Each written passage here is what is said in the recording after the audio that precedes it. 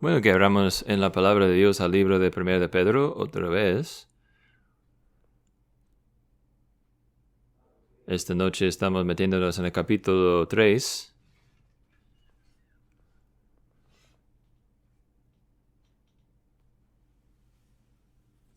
Y estaremos leyendo los primeros 7 versículos. Yo le llamo a esta sección la sección de sugestión por causa de lo que estará hablando aquí, hablándonos a nosotros en nuestras diferentes relaciones humanos a humanos, nuestra sumisión a autoridades civiles, siervos en su sumisión a sus maestros, dueños, y aquí una palabra de mujeres y esposos, maridos, en esos versículos 1 a 7. Escuchemos a la palabra de Dios. Asimismo vosotras, mujeres, estáis sujetas a vuestros maridos, para que también los que no creen la palabra sean ganados, sin palabra, por la conducta de sus mujeres, considerando vuestra conducta casta y con reverencia. El adorno de las cuales no sea exterior, con cabellos ostentosos y atavío de oro, o en vestir ropa lujosa, sino el interior, el del corazón, en el incorruptible adorno de un espíritu manso y pacífico, que es de gran estimo delante de Dios. Porque así también se ataviaban en otro tiempo aquellas santas mujeres que esperaban en Dios, estando sujetas a sus maridos, como Sara obedecía a Abraham, llamándole Señor, de quien vosotras sois hechas hijas, haciendo bien y no teniendo ningún temor. Igualmente vosotros, maridos, habitad con ellas con entendimiento, dando honor a la mujer, como a vaso más frágil, y como a coherederas de la gracia de la vida, para que vuestras oraciones no sean impedidas. A veces, hace 2000 años parece como una distancia larga, pero al ver el mundo en que vivía Pedro, en particular viendo su perspectiva del matrimonio, se siente muy parecido a la vista de nuestra cultura del matrimonio hoy día. Yo creo que lo podréis describir al leer los diferentes escritores de aquellos tiempos como muy negativo hacia el matrimonio, expectativas muy bajas, poca esperanza de encontrar felicidad perpetua. Y yo creo que se resume lo que la mayoría está en nuestro mundo en cuanto al matrimonio. Nosotros todos conocemos matrimonios miserables, de gente miserable por causa de matrimonios miserables, y sentimos por ellos, nuestros corazones van hacia ellos, salen por ellos, y a lo mejor algunos de nosotros estaremos aquí colocándonos partamente en esa categoría.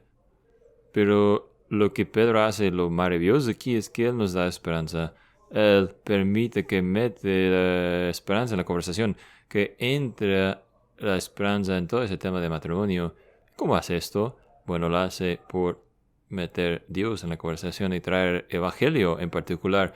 Él había hecho eso antes con las otras relaciones, a llamarnos a someternos a autoridades civiles, nos llama a someternos a otras áreas en la vida en que debemos servir. Y él hace lo mismo aquí esta noche. El evangelio cambia las cosas. Esta palabra asimismo, yo creo que nos da una pista aquí. Es algo que fácilmente podemos pasar por alto, pero dice, asimismo vosotros, mujeres, y versículo más adelante, vosotros igualmente, maridos, asimismo, nos apunta esas palabras hacia lo que había dicho antes sobre siervo Jesús, diciéndonos, recuerden lo que ya les había comentado sobre siervo Jesús. Ahora, déjenme hablarles a ustedes sobre su matrimonio. Es algo muy revolucionario. Está hablando a mujeres y a maridos. Aquí es algo revolucionario que él esté hablando directamente a mujeres. Por ejemplo, había muchas asuntos de conductas en el mundo romano, pero siempre fueron dirigidos hacia los hombres. Eso es lo que debes hacer. Así como debes vivir en tu casa y debe obligar que suceda en la casa, pero la palabra de Dios habla tanto a mujeres como a maridos.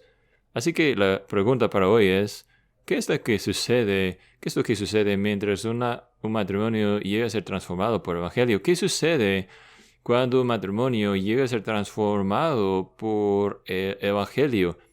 No hay nada aquí en este pasaje en cuanto a autoayuda, ¿verdad? No hay nada en realidad aquí para un matrimonio secular, pero hay consejería maravillosa para un matrimonio entregado a la palabra de Dios y a gente en tal matrimonio, si sea esposo o esposa, o solamente uno de ellos entregados a Cristo. Así que veremos lo que la palabra dice a las esposas, las mujeres, y luego a los maridos, y tendremos 3 cosas a decir a cada uno esta noche. ¿Qué sucede cuando un matrimonio llega a ser transformado por el Evangelio? Primeramente a las mujeres. 1.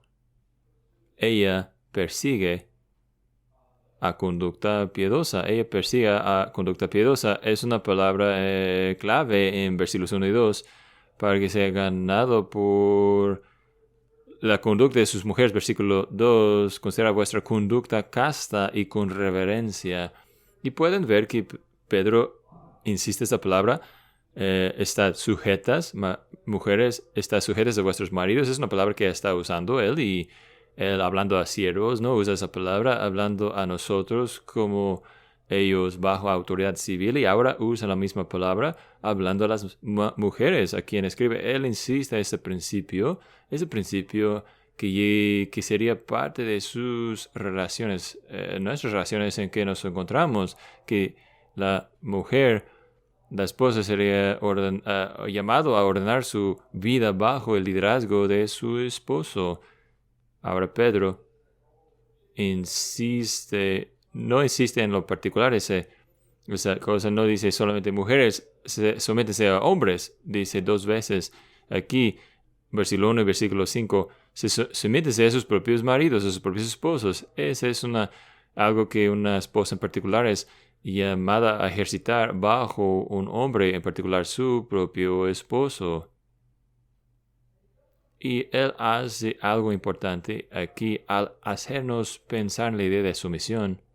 Él quiere dar un sentido, quiere invitarnos a pensar en qué tipo de tono, qué tipo de textura, con qué se ve esa sumisión, cómo se va a escuchar, cómo se va a ver, en otras palabras, cómo se va a sentir tal sumisión, sujeción en un matrimonio en particular. Él hace esto al presentar como el peor caso, ¿no? El peor caso siendo que el esposo no es un creyente y la esposa sí. Y lejos de darle una excusa a ella por no someterse a su esposo, aquí Pedro trae la peor situación aquí. Dice, ahora piensen en cómo sería sujeta a un incrédulo. Sería, en particular, si estás buscando versículo 1, dice, para que él sea ganado por tu conducta. Aquella palabra es la palabra que Pablo usa varias veces en 1 Corintios capítulo 9, cuando él dice que él está dispuesto a llegar a hacer todas las cosas para que él gane a algunos, para poder ganar a algunos por Cristo. Y aquí es la misma palabra. Él está invitando a las mujeres que piensan, bueno, ¿cómo se va a ver? ¿Cómo se va a escuchar la sumisión? ¿Cuál será el tono y textura de esto en mi vida? A lo peor, la peor situación, si no estás en esa peor situación, ¿va a oír peor o va a verse mejor o diferente de alguna forma, o tal sumisión todavía tendrá esa nota de intentar ganar, para ganancia, ganar a sus esposos? En otras palabras, se va a ver la sumisión como la sumisión de Jesús. Eso es algo muy importante que entendamos, que ambos, el hombre y mujer, son llamados a reflejar a Cristo en diferentes formas, cada uno, pero ambos son llamados a reflejar a Cristo, y Cristo, claro, se sometió al Padre en su servicio a nosotros. Así que nosotros en turno debemos estar listos a sujetarnos uno al otro, porque Jesús nos enseñó cómo. Nos enseñó que no es algo inferior a nosotros a someternos a a otra persona, porque el Hijo de Dios se sometió y se sujetó al Padre como Jesús, como Jesús en nuestra sumisión, como Jesús en nuestra conducta. Muchos de ustedes conocerán la historia de Mónica. Mónica es la mamá de Agustín. Agustín, como es llamado, el gran padre de la iglesia. Algunos de ustedes estaban en la iglesia, en la clase cuando leemos sobre la confesión, las confesiones de Agustín, y se acuerdan que Mónica está orando. Ella recordamos de ella porque ella fue creyente casada con un crédulo, y Agustín, como hace en sus confesiones, él está hablando sobre la situación, y él dice esto sobre ella. Ella servía a su esposo como su maestro, hizo todo lo que pudo para ganarlo por ti, hablándole de ti por su conducta, por la cual te le hiciste hermosa. Finalmente, él dice, finalmente, al fin de su tiempo terrenal, a su esposo, él lo ganó por ti.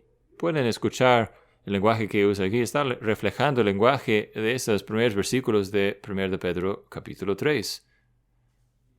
Ella lo ganó por su conducta. Ella se le hizo hermosa en ojos del Señor. Así que la sujeción, si su propósito es ganar al ser como Jesús, ser como eso, no puede ser como que quejándose con un espíritu de enojo. Bueno, ese es mi destino, ese es mi fin, bueno, voy a hacer lo mejor que puedo. En cambio, este es mi llamado. Este es como yo puedo traer gloria a Dios. Así es como yo puedo reflejar la gloria de Cristo en mi relación en el matrimonio. Ese es mi llamado. Yo debo tanto el servicio a Cristo, de Cristo a mí, así que voy a reflejar el servicio de Cristo a mí, así a mi esposo, mi marido, sumisivos sujetos con la ayuda de Cristo, el ejemplo de Cristo para la gloria de Cristo. Y no sé cuándo fue que escuché esa consejería, pero tengo aquí escrito en mi escritorio esto, que hablando en términos espiritual, en cuanto a nuestro crecimiento espiritual, que la sujeción o sumisión sería más importante cuando sea más difícil. La sumisión sería más importante donde se encuentra más difícil, en lugares en que casi seamos dudados o tentados más bien a ignorar el orden de Dios en cuanto a eso. En esta parte, en esta área, sería lo más importante que mostremos su sujeción, porque en aquel lugar es donde el Señor nos dará crecimiento, un avancamiento en cuanto a nuestra fe, en que tendremos un sentido de su amor y su comunión. Aquí es donde debemos prestar atención en particular. Ella persigue conducta piadosa. Bueno, la segunda cosa que es, versículos 3 y 4, ella cultiva carácter hermosa. Ella cultiva carácter hermosa. No, versículo 3 dice, el adorno de los cuales no sea el exterior, con cabellos estontuosos y atavio de oro. Él hace un contraste muy fuerte aquí entre lo interior y lo exterior. No sea el adorno externo, con cabellos ostentosos y atavio de oro, o en vestir ropa lujosa, sino el interior, el del corazón, en el incorruptible adorno de un espíritu manso y pacífico, que es de gran estima delante de Dios. Él cultiva carácter hermoso. Él está diciendo claramente que un tipo de hermosura es más importante que otro tipo. Él no está diciendo que lo exterior no tiene importancia, o pues somos criaturas físicas y las escrituras a veces comentan sobre belleza, Cantares comenta sobre belleza externa, así que no es algo que debemos deshacer o tirar a la basura. Algunos de ustedes recordarán los libros de niños a Millen Bedelia, en que ella tenía una forma de tomar todo literalmente al máximo. Y si ella fue dicho, por ejemplo, a levantar las persianas, entonces ella estaría levantando literalmente las persianas, más bien. No debemos tomar demasiado literal ese pasaje. No debemos decir que literalmente no puede regalar su pelo o algo así, o no ponerse ropa, punto. No, eso no es lo que literalmente dice el pasaje, sino es decir que uno de esos dos es mucho más importante que el otro. La belleza interior es mucho más permanente, es incorruptible, no desaparece, y solamente uno es precioso a Dios, ¿no? A Pedro le gusta mucho usar esa palabra a fin del versículo 4, la belleza incorruptible, la belleza interior, precioso a Dios, de gran estima delante de Dios. Dios lo valora, es de valor en su vista, en sus ojos. Y claro, nosotros vivimos en una cultura que te pone mucha presión para enfocarte en lo exterior y que olvides que tienes un alma.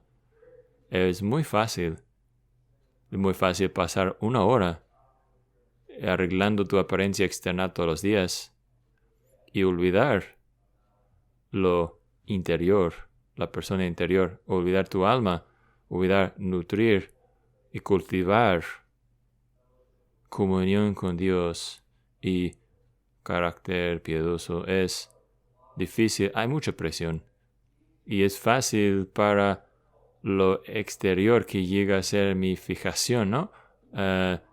Los productos, tantos productos que podemos usar, la comida que debe, se supone, hacer nuestra piel mejor, los suplementos que nos ofrecen, ¿no?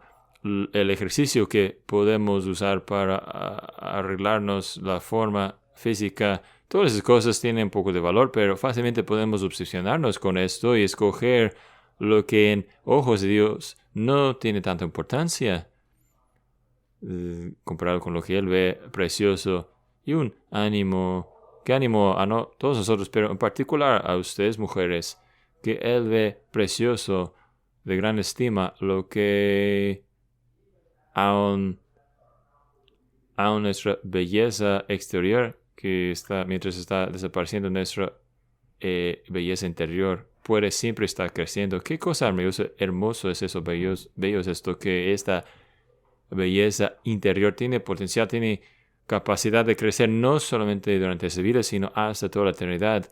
Eso es lo que estima, es lo que tiene valor a Dios, y Pedro quiere que nos enfoquemos en lo importante, a lo que tiene más importancia, cultivar carácter. Y él describe este carácter, ¿no?, con esta frase en versículo 4, lo de un espíritu manso y pacífico. Es muy importante que entiendas que esta no es una característica de personalidad de que está hablando, sino calidad de carácter. No debemos automáticamente pensar que introvertidos ya están avanzados en esto, ¿no?, en ese tiempo de carácter piadoso. La mujer, que podemos llamarla alguien que es callada, puede ser llena de veneno y estar muy descontenta, mientras otra mujer, vamos a llamarla ella que nunca deja de hablar, puede estar muy llena de gracia y luz y llena de respeto y deferencia hacia su esposo, mostrando ese espíritu manso y pacífico. No es una característica solamente de la mujer, de hecho es muy parecido a cómo es descrito Jesús por sí mismo, como uno manso y humilde. ese carácter piadoso que la mujer es llamada a tener. Tal hermosura es llamada a buscar y cultivar en su vida. Y luego, tercera cosa que vemos aquí es que ella imita a ejemplos santos, persigue conducto piadoso, cultiva carácter hermoso y imita o copia ejemplos santos. Y hay muchos malos ejemplos en el mundo, ¿no? Pero aquí nos recuerda que debemos buscar y encontrar mucho buen carácter, esposas piadosas en este ejemplo y buscar emularlas o copiarlas mientras ellos copian y sigan al Señor y sus mandamientos del Señor y ella es que recibe atención. Sara en particular recibe atención particular. Es algo maravilloso. Hemos leído un poco sobre Sara en Génesis, ¿no? Es algo maravilloso porque nosotros llegamos a tener una imagen viva y verdadera de quién era Sara. Es un poco chistoso a veces, ¿no? Y de ayuda que ella... ¿Cuándo fue que Sara llamó a Abraham su señor? Que quiso decir, pues, señor, un término de respeto, ¿no? ¿Cuándo fue? ¿Se acuerdan la instancia que ella dijo eso? Fue cuando ella estaba riéndose en el mensaje, sobre el mensaje que el ángel había traído, que iba a embarazarse en este mismo tiempo, el año siguiente. Ella se rió mientras luchó a creer la promesa de Dios. Y esa es la situación, ese es el contexto en que ella llamó a su esposo Señor. Así que mientras hace algo correcto y bueno, hay otra área en su vida que está luchando a creer en lo que dice Dios sobre su futuro. Y yo creo, si no me equivoco, en el pasaje que leemos esa noche, ella está burlándose un poco de sí misma cuando dice, ahora estoy riéndome de otra forma, no en incredulidad, sino riéndome en gozo que la promesa que Dios había cumplida en su vida es una mujer de fe. Hebreos 11 nos dice lo mismo, Pedro nos dice lo mismo, aquí es una mujer de fe. Ella tiene sus luchas, es una mujer verdadera y es un gran ejemplo. Nos dice, aquí tenemos un ejemplo piadosa a que seguir en medio de lucha. Se fiera al Señor y busca seguir a su esposo. Y damas, probablemente han colocado sus pies en las sandalias de Sara al pensar, ¿cómo sería seguir a Abraham como esposo? El hombre que puede asustarse de una situación y esconderse y decir, es mi mujer, es mi hermana, por favor, tenla como esposa. O el hombre que sale a buscar la tierra prometida, pero él es un nómada y se camina a todos lados y tú quieres un lugar de estabilidad, tú quieres un lugar y sin embargo estás viviendo en una tienda año tras año tras año, en una tienda mientras vas lugar. No una cosa fácil. No algo fácil en que creer, en que confiar. Y hermanas, esposas, es tan importante lo que quiero mencionar en este texto. ¿Qué hay en cuanto a esas mujeres santas que debemos emular? ¿Qué es de ellas que debemos seguir? Es aquel versículo 5. Confiaban en Dios, esperaban en Dios. Confiaban, esperaban en Dios. Luego, versículo 6, al fin de aquel versículo, un punto más fino, ellos hacen bien y no tienen ningún temor. Confían en Dios, esperan en Dios, hacen lo bien, hacen bien y no tienen miedo. Quiero hacer un punto especial de eso. Si no me equivoco, parte de la lucha a soportar liderazgo de tu esposo y parte de la lucha a darle respeto y deferirse a su liderazgo y apoyarle en su liderazgo es que tú sabes que estás viviendo con un hombre con errores, con fallos. Ustedes conocen el dicho, atrás de cada hombre exitoso hay una un suegro muy sorprendido. Bueno, yo he cambiado un poco, ese dicho un poco. Bueno, es ahí donde me encuentro a veces al moverme a esa categoría de hombres jóvenes apareciendo en mi casa queriendo salir con mis, no, con mis hijas, más bien, tenerlas por novias. ¿Quién puede alcanzar lo que merece mi hija? Bueno, estoy muy sorprendido si puedo encontrar uno. Estoy muy sorprendido que el señor Queen me dejó salir con su hija hace años, pero sí, nosotros vemos a nuestros errores, nosotros vemos a nuestros esposos y sus errores y tenemos miedo, tenemos temor y somos tentados a desconfiar. Tenemos tentación a no confiar. El Señor es lo que nos llama a hacer. Es la belleza de ver a Sara, que ella no solamente muestra respeto a su esposo, sino confía en Dios. Espera en el Señor que ella podrá hacer esto. Así que yo sé que la mayoría estamos hablando aquí esta noche de esposas y esposos, pero esposa futura, eso es lo que debes perseguir.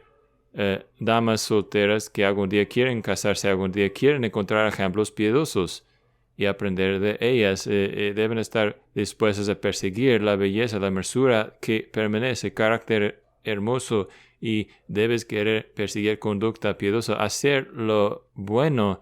Semana tras semana hemos hablado de eso. ¿Qué es lo que Dios nos llama a hacer? Hacer el bien, hacer el bien. Y hombres solteros que quieren casarse algún día, es ese tipo de mujer que quieres buscar. Bueno, esas son las esposas, pero hablemos de los maridos. Y esposos, maridos solamente tienen un versículo. Eso no parece justo, ¿verdad? Pero todos nosotros sabemos que nuestra atención es más breve, así que Pedro pensaba, bueno, si pueden escuchar solamente un versículo, sería genial. Pero vamos a sacar 3 cosas aún así de este versículo, un solo versículo, que nos ayudan a pensar en qué pasa cuando un matrimonio es transformado por el Evangelio. Y ahora vamos a ver a los maridos. Hemos hablado un poco de las esposas. Bueno, él se compromisa, el marido, a una vida compartida, Igualmente vosotros, maridos, habitad con ellas con entendimiento o con conocimiento, con ellas. Una palabra íntima. Voy a matar la cita porque estoy intentando recordarla, pero hay una cita maravillosa, creo que de Matthew Henry fue, que habla de por qué es que la esposa fue hecha de la costilla de su esposo. Y tú tenías que ver con el hecho de que podría estar a su lado, cerca a su corazón, para que podría estar bajo su brazo para no ser protegido y cuidado. Eso es lo que somos creados para hacer. Somos creados para estar uno con el otro, para estar juntos. Pero eso, claro, va a significar cercanía física, va a significar cercanía emocional, va a significar cercanía espiritual con ellos, con ellas, más bien. A lo mejor podrías decirlo así. Es el principio traído a la vida de matrimonio. Dios, el principio manual, Dios con nosotros.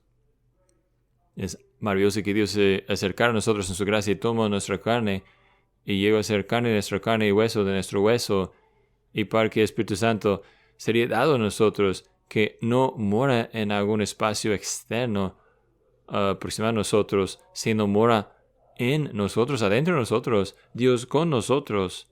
Y es esta idea lo ideal que es sugerida aquí mientras nosotros vemos a la institución del matrimonio, que nosotros estaremos uno con el otro juntos como marido y mujer.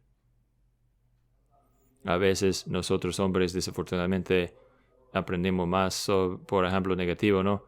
Yo conocí a un hombre hablando de ese principio de o ese principio de estar juntos, y un hombre que escogió por varias razones a tomar un trabajo que estuvo 3 horas lejos de su casa, pero te pagaba mejor que podría, o lo que hubiera encontrado cerca. Tenía muchos dones, hombre, así que sin duda hubiera encontrado un trabajo más cercano, pero eso fue un trabajo que le encantaba, un trabajo que le pagaba mejor y semana tras semana, año tras año, lunes a viernes, él estuvo 3 horas lejos de la casa, llegando a casa el fin de semana. Y lejos de su esposa, lejos de sus niños, semana tras semana, año tras año. A veces es necesario por tiempos breves, pero puedes adivinar el tipo de daño que eso hizo a su matrimonio, al daño que hizo eventualmente a su relación con sus hijos. Pedro, sus palabras de aquí no son simplemente buen consejo.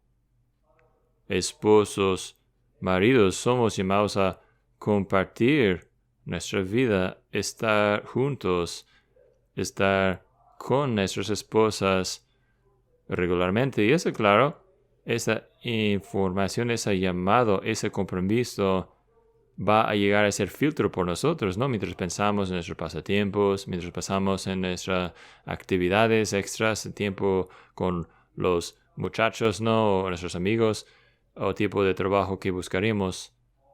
Soy llamado a estar con mi esposa, a morar con ella.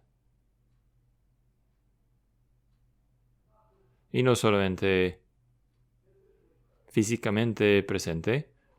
Y hombres, ustedes saben lo que quiero decir con esto. Sino estar ahí físicamente, mentalmente, invertido en lo que está siendo dicho, invertido en lo que está sucediendo a tu alrededor. Eso puede significar que tendrás que dejar tu celular a un lado. Puede significar que tendrás que cerrar tu computadora para poder estar realmente con tu esposa y no solamente en el mismo cuarto. Y él sigue al explicar un poco más, ¿no? Que no solamente debemos estar con ellas, sino debemos estar con ellas viviendo con entendimiento, con conocimiento. Debemos ser estudiantes, un estudiante de nuestra esposa. Debemos conocer por qué piensa así, lo que le gusta, lo que no le gusta, lo que ama, lo que odia, cuáles son sus prioridades, sus propósitos. Debemos conocerla y conocerla. Y claro, la cosa chistosa de decir entre los hombres es decir, pues las mujeres son misteriosas, son incomprensibles. Pero las buenas noticias para ti, hijos, es que hombres no tienen que conocer sobre mujeres, tienen que conocer solamente a una mujer, una sola mujer. Algunos de ustedes conocerán eso mucho mejor que yo, de que si tú te metes en estudios avanzados persiguiendo un doctorado o algo así, que suele ser que tu área de estudio y es más y más estrecha.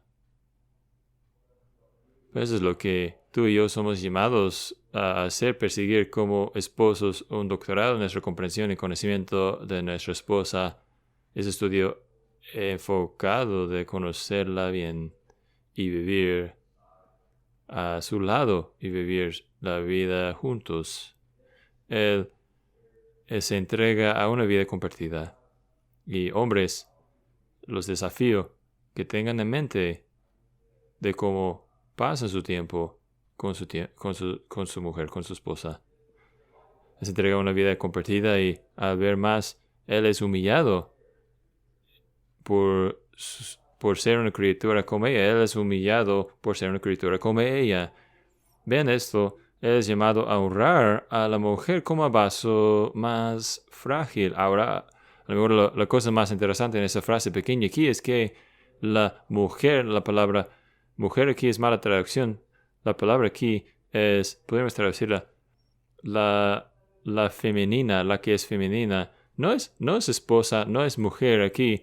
Dice, debe honrar a la femenina, la que es femenina, como a vaso más frágil. ¿Qué está haciendo aquí Pedro? Probablemente está apuntándonos hacia el jardín de Edén nuevamente, apuntándonos hacia que el hecho de que el varón y hembra los hizo Dios, que las diferencias son reales, que Dios creó a mujer y hombre y mujer para ser diferentes. Y porque Dios es quien creó al masculino y femenino, la femenina, que esas diferencias deben ser reconocidos y deben ser observados y aún honrados. Así que el hecho que es femenina es algo que no debe resultar en desprecio, y a veces nos reímos porque las mujeres no solamente son difíciles de entender, sino porque son tan diferentes de nosotros, hombres, que eso no debe resultar en desprecio, sino debe resultar en nosotros honor, porque Dios es quien lo hizo así. Dios es quien la hizo el vaso más frágil.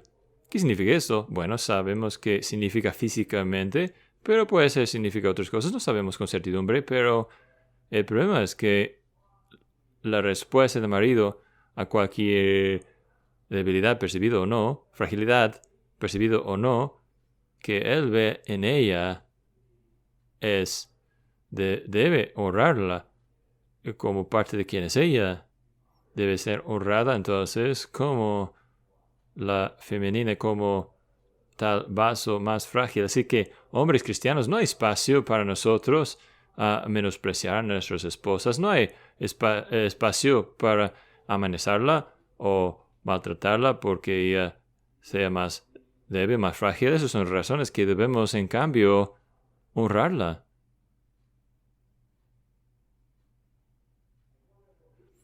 Y cualquier debilidad que encontremos, el instinto piadoso es proteger tal fragilidad, ¿verdad? Eso es lo que hace Dios, ¿no? Mientras Él ve debilidad, Él se mete a proteger y guardar. Es lo que hace con nosotros, ¿no? Así que tú y yo, esposos, somos llamados a esta calidad de ver a debilidad y no reírnos de eso, sino acercarnos para protegerla, para nutrirla.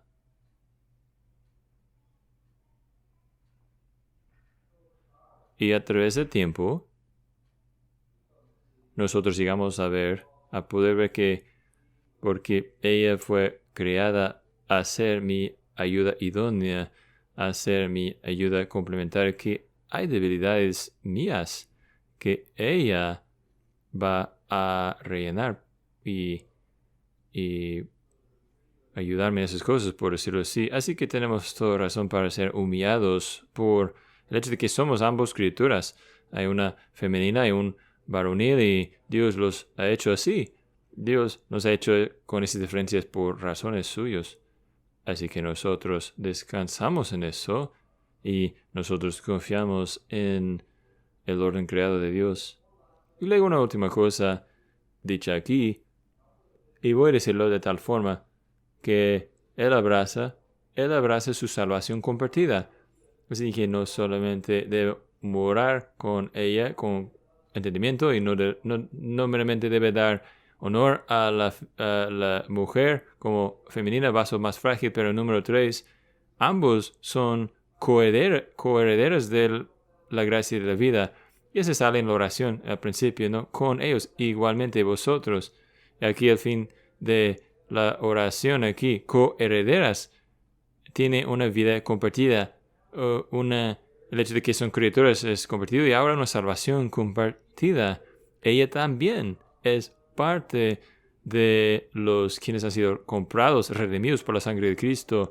Ella también es parte de la novia de Cristo. Ella también es alguien en quien se deleita el Señor. Ella es hija del Rey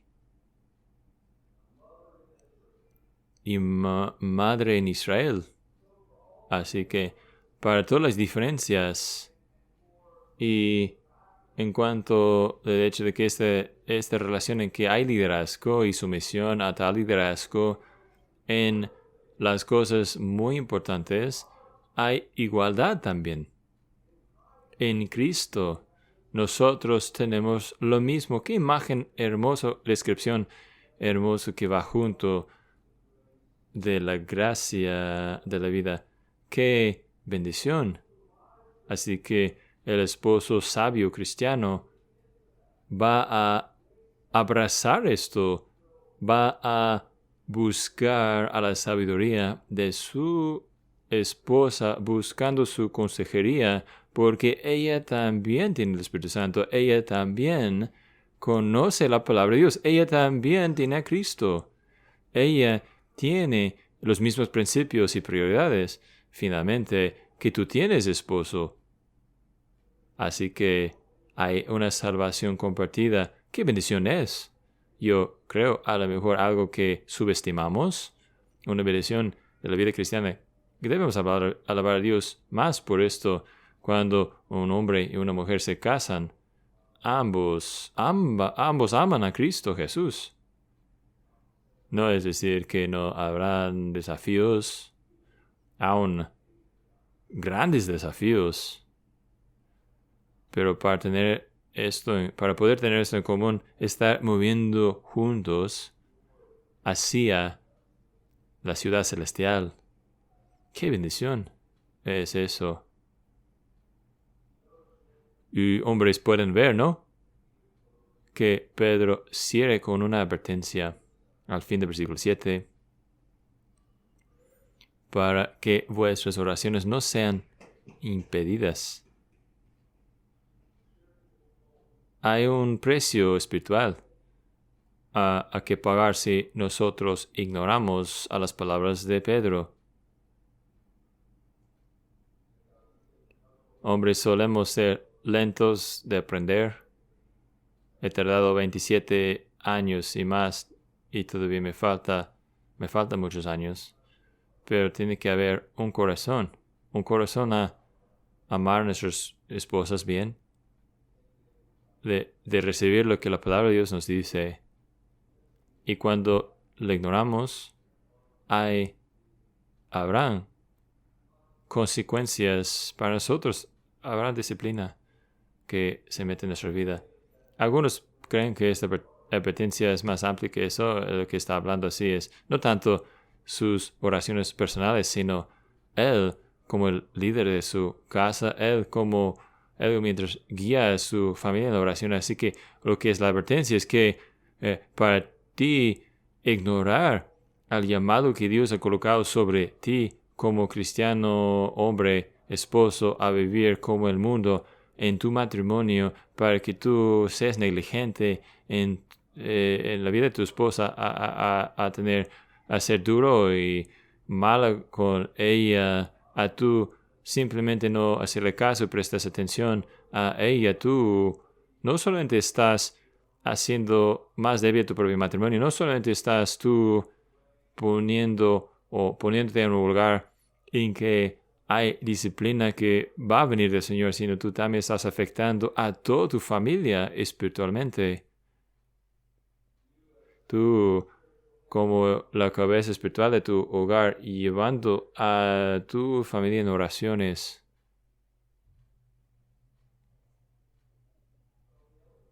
Pero al otro lado también subraya la oportunidad, subraya la gracia asombrosa que hay en una familia, que un hombre, por todos sus fallos y errores, él sí busca amar a su esposa bien. Si hace eso, los niños ven esto. Y tal relación esposo-esposa, amándose uno al otro bien, la esposa respetando y buscando a cultivar conducta y carácter evangélico, y el hombre buscando vivir con ella bien y reflejar Cristo, el servicio de Cristo, el sacrificio de Cristo y compasión hacia ella, pone una fundación sólida para una familia que perseguirá a Cristo juntos, porque ven la realidad del Evangelio en la vida de sus padres y en la forma que se interactúan uno con el otro. Qué gran oportunidad Dios nos ha dado en la vida familiar, a poder tener a un esposo piadoso, mujer piadosa, interacciones piadosas, buscando al Señor, buscando perdón uno al otro, buscando gracia, a poder tener tal gracia y amor que fluye hacia tus hijos y más allá. Qué oportunidad maravillosa y privilegio maravilloso es esto. Y nos ayuda a recordar, solamente a recordar, ¿verdad? Que aparte de Cristo, nuestros matrimonios serían arruinados. Todos nosotros sabemos, conocemos un matrimonio miserable. La promesa del Evangelio es, sanación puede venir. Y la sanación vendrá mientras busquemos al Señor juntos. ¿Qué busquemos al Señor? Para que Dios traiga sanación y ayuda y fuerza a nuestros matrimonios. Oremos juntos. ¿Podrían ponerse de pie, por favor?